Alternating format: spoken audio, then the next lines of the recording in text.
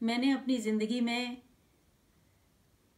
कथक के सिवा, नृत्य के सिवा कभी कुछ और नहीं करना चाहा। शुरू से, बचपन से मेरा रास्ता क्लियर था। मेरी डेस्टिनी मुझे शेप कर रही थी और सीधा और साफ रास्ता था कि जिस रास्ते पे मुझे जाना है। बचपन में जब लच्छू महाराज जी ने बिरजू महाराज जी के बारे में बताया था और मैं महाराज जी से मिली थी, तभी से मैंने एक तरह से अपने आप से प्रण ले लिया था कि मुझे महाराज जी से ही सीखना है।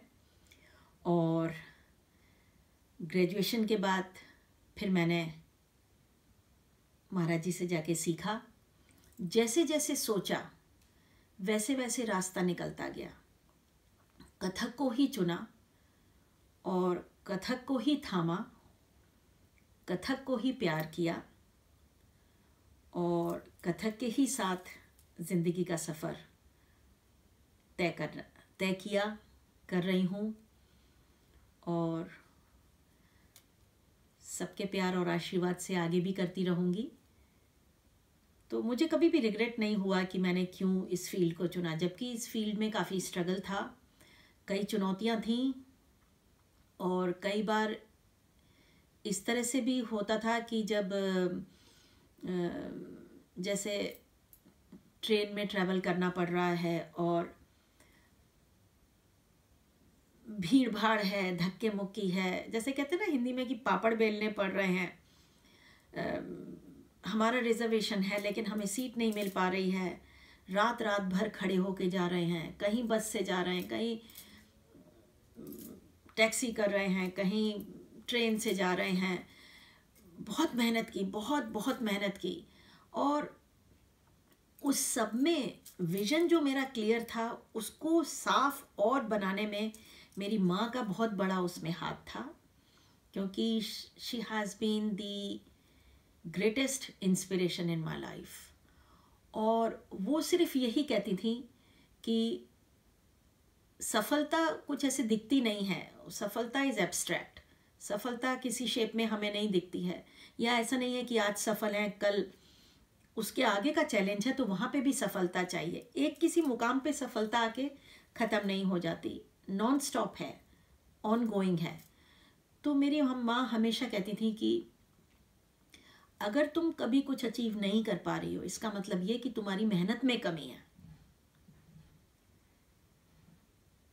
सिर्फ अपनी मेहनत से आगे बढ़ना है, सिर्फ अपनी मेहनत से। और जब सुबह 4 बजे वो रियाज के लिए उठाती थी, मैं उनको बोलती थी मम्मी आप मुझे उठा देना, अगर आप नहीं उठाओगी तो फिर मेरे को नींद नहीं खुलेगी। तो अलार्म होने के बाद भी होता है ना, अलार्म को ऑफ कर दिया, लेकिन सर्दी में 4 बजे सुबह उठना अपने आप में एक काफ़ी चैलेंजिंग होता है। और फ्लोर ठंडा होता था, रियाज करो तो एकदम सर पे ठंडक पहुंचती थी। ठंडे पैर अगर ठंडे फ्लोर पे अगर नंगे पैर रियाज करना है तो, और 1 मिनट के लिए 2 मिनट के लिए नहीं खड़े होना है, 2-2 3-3 4-4 घंटे ठंडे फ्लोर पे खड़े होना है। तो मेरी माँ मुझे 4 बजे सुबह उठाती थी, दूध का ग्लास लेके, कभी चाय लेके, कि उठो। मेरे से पहले उठ के वो सब तैयारी करके फिर मुझे उठाती थी। और कभी मैं नहीं उठती थी तो मम्मी हमेशा कहती थी कि ज़िंदगी में अगर आगे बढ़ना है तो मेहनत करनी है, फिर सोती रह जाओगी। और उनका एक वो गाना भजन गाया करती थी, जो जागा सो अमृत चाख्या, जो सोया सो खोया रे, अब तो रोशन हो या रे। तो उठो और अपने काम पे लगो, मेहनत पे लगो, और रोज़ की कसरत, रोज़ की मेहनत।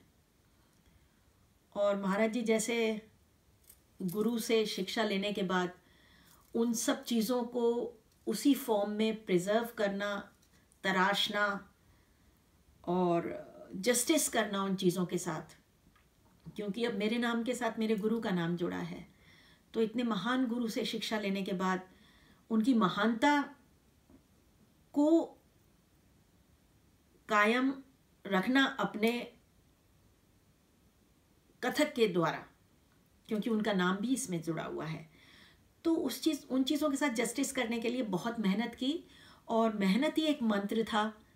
और कभी भी मुझे इतनी मेहनत करने के बाद भी नहीं लगा कि मैंने कथक क्यों चुना। शायद मैं कुछ और कर ही नहीं सकती थी। हाँ, मुझे क्रिकेट बहुत अच्छा लगता था।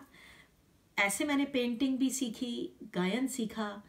गायन मेरे गुरुजी गोपाल लक्ष्मण गुने जी वो चाहते थे कि मैं गायन को आगे तक लेके जाऊं। और थिएटर में भी मुझे काफ़ी स्कोप्स थे। नेशनल स्कूल ऑफ ड्रामा से भी मुझे ऑफ़र था। जब मैंने वहाँ पे एक प्ले किया था, बकरी नाटक का एक मंचन किया था, उसमें नटी का रोल था, गाना, एक्टिंग, डांस सभी कुछ उसमें था। और मैं सिर्फ 14 साल की थी जब मुझे ये अपॉर्चुनिटी मिली थी नेशनल स्कूल ऑफ ड्रामा में प्ले करने की। तो वहाँ उस समय जो डायरेक्टर थे उन्होंने कहा कि अगर तुमने यहाँ एडमिशन लेना है तो यू आर मोस्ट वेलकम। तो मैं बहुत बहुत सौभाग्यशाली हूँ कि सब जगह रास्ते खुले हुए थे मेरे लिए, लेकिन मुझे जिस रास्ते पे जाना था वो मैंने चुन लिया था, वो कथक का ही रास्ता था। और मैं बहुत सौभाग्यशाली हूँ कि मुझे ऐसे महान गुरु से शिक्षा मिली। और मेरा कथक में जो प्रवेश हुआ वो भी एक महान गुरु के द्वारा ही हुआ। तो शायद मैंने कथक को चुना, कथक ने मुझे चुना, तो इसके अलावा मैं शायद कुछ और नहीं कर पाती। और मैं उसके लिए अपने आप को बहुत सौभाग्यशाली समझती हूँ।